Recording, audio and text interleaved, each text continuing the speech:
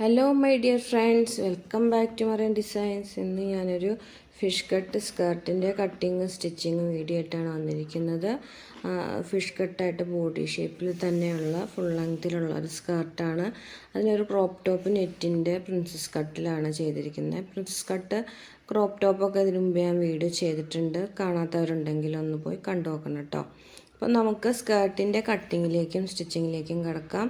അപ്പോൾ അതിന് വേണ്ടിയിട്ട് ഗൗൺ സാറ്റിൻ്റെ മെറ്റീരിയലാണ് എടുത്തിരിക്കുന്നത്. അപ്പോൾ അത് 4ആയിട്ട് ഞാൻ ഇതുപോലെ മടക്കിയിട്ടിട്ടുണ്ട്. ആദ്യം 2ആയിട്ട് മടക്കി, പിന്നെ ഒന്നുകൂടെ മടക്കി 4ആക്കി മടക്കിയിട്ടിട്ടുണ്ട്.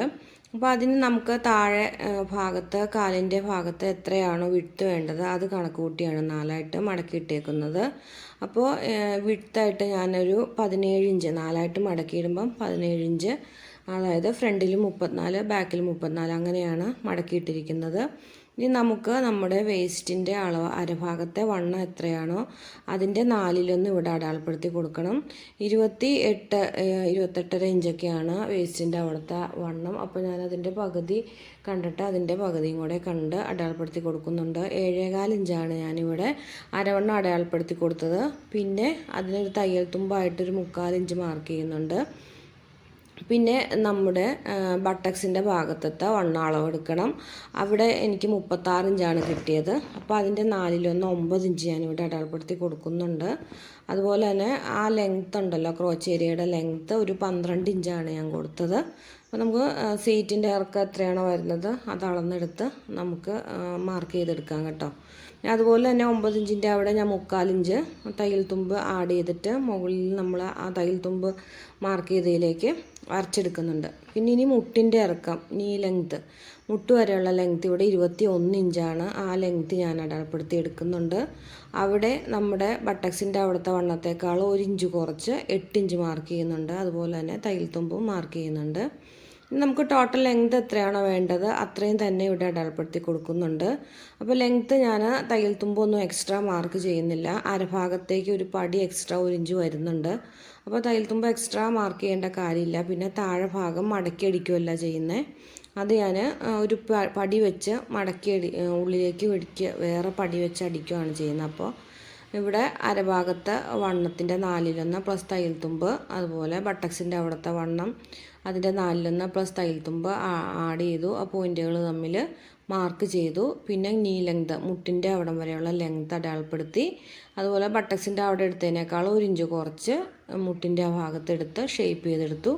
ആ പോയിൻറ്റിൽ നിന്ന് നമ്മൾ 17 ഇഞ്ച് അടിവട്ടം എടുത്ത ആ പോയിൻറ്റിലേക്ക് ചെരിച്ച് ഇതുപോലെ വരച്ചെടുത്തു. അപ്പോൾ നമുക്ക് അടിഭാഗത്ത് ഫ്ലെയർ ഇതിൽ കൂടുതലൊന്നും ഇട്ടാൽ ഭംഗി ഉണ്ടാവില്ല കേട്ടോ. നമുക്ക് കുറയ്ക്കണമെങ്കിൽ കുറയ്ക്കാം, ഫ്ലെയർ കൂട്ടണമെങ്കിൽ കൂട്ടാം. നടക്കുന്ന സമയത്ത് തട്ടിപ്പോകാതെ കുറച്ച് ഫ്ലെയർ ഇട്ട് കൊടുക്കണം, നല്ലതാണ്. ഇനി ഫ്ലെയർ കുറയ്ക്കുകയാണെന്നുണ്ടെങ്കിൽ സൈഡിൽ നമ്മൾ സ്ലിറ്റ് കൊടുക്കണം കേട്ടോ. പിന്നെ അടിഭാഗം ഒന്ന് ഷേപ്പ് ചെയ്ത് വരച്ചെടുത്തു. ഒരു 2 ഇഞ്ച് 1.5 ഇഞ്ചൊക്കെ മുകളിലേക്ക് കയറ്റി ഷേപ്പ് ചെയ്ത് എടുക്കണം. അപ്പോൾ അങ്ങനെ മാർക്ക് ചെയ്ത പോയിൻറ്റിൽ കൂടെയൊക്കെ നമ്മൾ കട്ട് ചെയ്തെടുത്തിട്ടുണ്ട്. അപ്പോൾ കട്ട് ചെയ്ത് കഴിയുമ്പം അതിൻ്റെ ഒരു ഷേപ്പ് ഇങ്ങനെയാണ് വരുന്നത്. അപ്പോൾ നമുക്ക് കറക്റ്റ് അളവിൽ കറക്റ്റ് ടൈറ്റ് ഫിറ്റായിട്ട് ഈ സ്കേർട്ട് ഇരിക്കും. അപ്പോൾ നമുക്ക് ഇതിൻ്റെ ബാക്കിയുള്ള പാർട്ടുകളൊക്കെ കട്ട് ചെയ്തെടുക്കാം. ഇനി അരഭാഗത്ത് വെച്ച് കൊടുക്കുന്നതിന് ഒരു പീസ് പടി വയ്ക്കണം, അടിഭാഗത്തേക്ക് പടി വയ്ക്കണം. പിന്നെ ഫ്രണ്ടും ബാക്കും നമുക്ക് അടയാളപ്പെടുത്തി കൊടുക്കുകയാണെങ്കിൽ സിബ് അറ്റാച്ച് ചെയ്ത് കൊടുക്കണം. അപ്പോൾ അതിൻ്റെ ലെഫ്റ്റ് സൈഡിലാണ് ഞാൻ സിബ് അറ്റാച്ച് ചെയ്ത് കൊടുക്കണേ.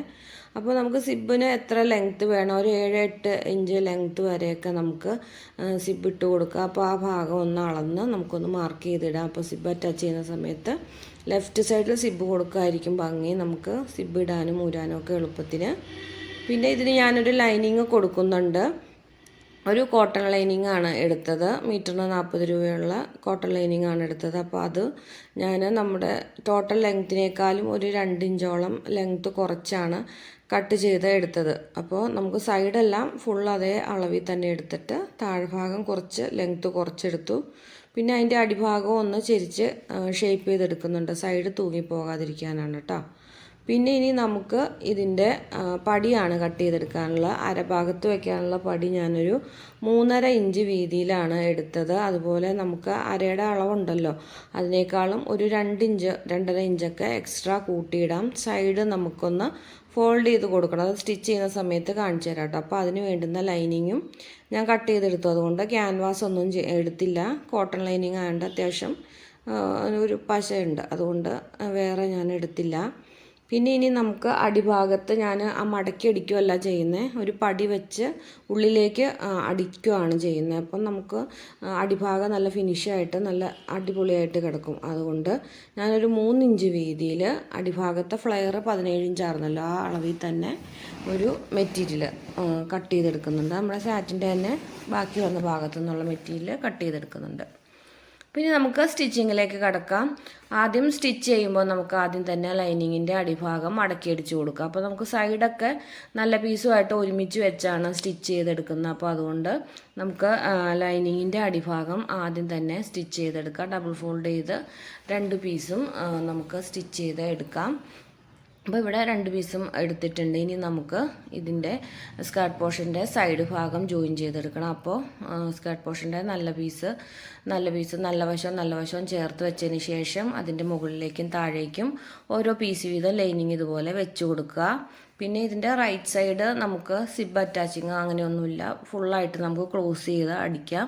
അപ്പോൾ മുകളിൽ നിന്ന് താഴെ വരെ ഇത് 4 പീസും ഒരുമിച്ച് വെച്ച് ജോയിൻ ചെയ്ത് എടുക്കുക. അപ്പോൾ താഴെ ഭാഗത്ത് വരുമ്പോൾ ഇതുപോലെ കുറച്ച് ഒരു 3-4 ഇഞ്ച് നീളത്തിന് ജോയിൻ ചെയ്യാതെ ഫ്രീ ആയിട്ട് ഇടണം. നമുക്ക് പടി അടിച്ചു കൊടുക്കാനുള്ളതാണ്. അപ്പം ഫ്രണ്ട് പടിയും ബാക്ക് പടിയും സെപ്പറേറ്റ് അടിച്ചു കൊടുക്കണം, അതാണ് ഭംഗി. അതുകൊണ്ടാണ് ഞാനങ്ങനെ ഓപ്പൺ ആക്കിയിട്ടത്.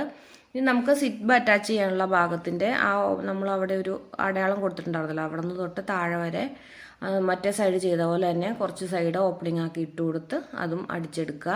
ഇനി സിബ് അറ്റാച്ച് ചെയ്യാനുള്ള ഭാഗം ഇതുപോലെ ഒന്ന് നമുക്ക് സ്റ്റിച്ച് ചെയ്തെടുക്കാം. നമുക്ക് ഓവർലോക്കിംഗ് ഉണ്ടെങ്കിൽ ആ ഭാഗം ഒന്ന് ലോക്ക് ചെയ്തെടുക്കുകയാണെങ്കിൽ നൂലൂരി പോകാതിരിക്കും. അല്ലെങ്കിൽ പിന്നെ ഒരു ലൈനിങ്ങിൻ്റെ എന്തെങ്കിലും ഒരു പീസ് എടുത്ത് വെച്ച് അടിച്ച് മറിച്ചിടണം കേട്ടോ. ഇനി നമുക്ക് കൺസീൽഡ് സിബ്, ഇൻവിസിബിൾ സിബ് എന്നൊക്കെ പറയും, ആ സിബാണ് അറ്റാച്ച് ചെയ്ത് കൊടുക്കുന്നത്. അപ്പോൾ അത് അറ്റാച്ച് ചെയ്യാൻ എല്ലാവർക്കും അറിയാമെന്ന് വിചാരിക്കുന്നു. ജസ്റ്റ് ഞാനൊന്ന് നിങ്ങളെ കാണിച്ചു തരാം. അപ്പോൾ നമുക്ക് സിബ് എങ്ങനെയാണോ വരുന്നത് ആ രീതിയിൽ വെച്ച് കൊടുത്തതിന് ശേഷം അതിൻ്റെ ഉൾഭാഗത്ത് വെച്ചിട്ട് ഒന്ന് സ്റ്റിച്ച് ചെയ്ത് കൊടുക്കുക. നമുക്ക് ആദ്യമേ നമ്മുടെ സാധാ പ്രസ് ഫൂട്ട് ഇട്ട് തന്നെ സ്റ്റിച്ച് ചെയ്ത് കൊടുക്കാം. റഫായിട്ടൊന്ന് സ്റ്റിച്ച് ചെയ്ത് വെക്കുക.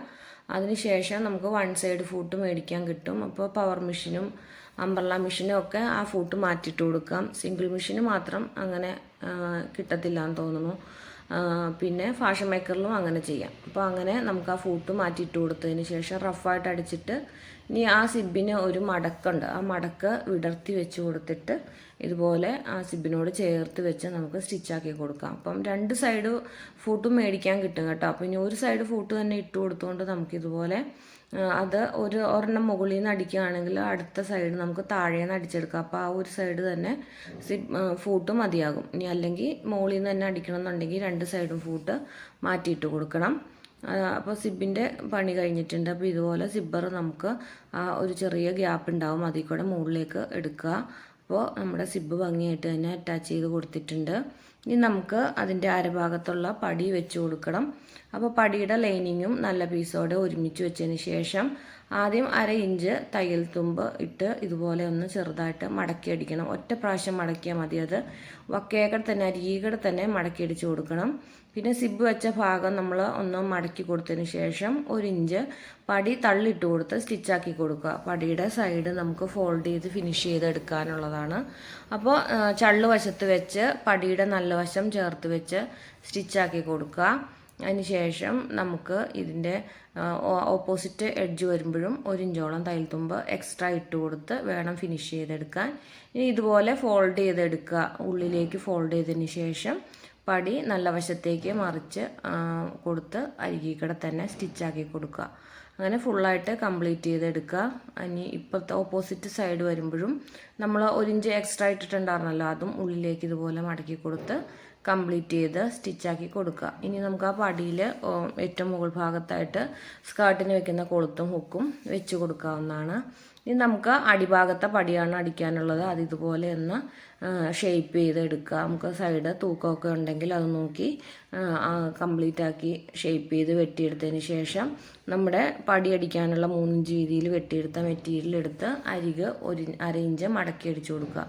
മടക്കി അടിക്കുമ്പോൾ ഫിനിഷായിട്ട് സൈഡിൽ കൂടെ തന്നെ വക്കേ കൂടെ തന്നെ അടിക്കാൻ ശ്രദ്ധിക്കുക. അതിനുശേഷം ഈ പടി നല്ല വശത്ത് വെച്ച് കൊടുക്കുക. പാവാട പീസിൻ്റെ നല്ല ഭാഗത്ത് വെച്ച് കൊടുക്കുക. അത് നമുക്ക് ഉള്ളിലേക്കാണ് അടിച്ചു കൊടുക്കാനുള്ളത്. അപ്പോൾ നല്ല വശത്ത് വെച്ച് സ്റ്റിച്ചാക്കി കൊടുക്കുക. അതിനുശേഷം പടി ഉള്ളിലേക്ക് വെച്ചിട്ട് ഒന്ന് പുറം കാണി അടിച്ച് പതിച്ചു കൊടുക്കണം. അപ്പോൾ നമ്മുടെ തയ്യൽ തുമ്പും നമ്മുടെ ഈ അടിച്ച പീസും നമ്മുടെ തയ്ക്കുന്നതിൻ്റെ ഉൾഭാഗത്തേക്ക് വെച്ച് കൊടുക്കുക. തയ്യൽ തുമ്പ് അതുപോലെ വെച്ചിട്ട് ആ ഭാഗത്ത് ആ ചെറിയ കഷ്ണത്തിലാണ് നമ്മുടെ പതിച്ച് തയ്ക്കുന്നത്. അപ്പോൾ നല്ല വശത്തേക്ക് നോക്കുമ്പോൾ നല്ല വശത്ത് തയ്യലുണ്ടാവില്ല. ഇനി അത് ഇതുപോലെ ഉള്ളിലേക്ക് വെച്ച് കൊടുത്ത് പതിച്ച് സ്റ്റിച്ച് ചെയ്ത് എടുക്കുക. അപ്പോൾ വളരെ ഫിനിഷായിട്ട് നമുക്ക് സാരിക്കൊക്കെ സാരി ഫോൾ വയ്ക്കുമല്ലോ, അതുപോലെ നല്ല ഫിനിഷായിട്ട് വീതിയിൽ പടി കിട്ടും.